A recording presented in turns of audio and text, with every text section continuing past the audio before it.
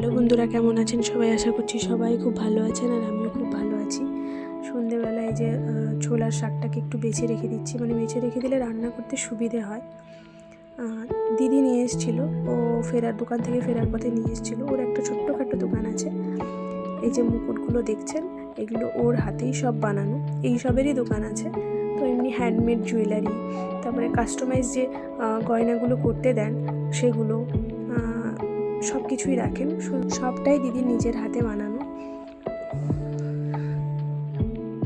তারপরে এগুলো দিদি কাজগুলো সেরে নেওয়ার পর তারপর সবাই খেতে বসে গেছি। সবাই আমরা একসাথেই খেতে বসি।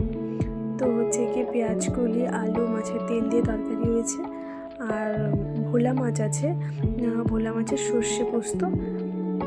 সবাই একসাথেই খেতে বসে পড়েছি। তো আজকের ভিডিওটা এই পর্যন্তই। আমার ভিডিও ভালো লেগে থাকলে like, comment, share and subscribe করে দেবেন।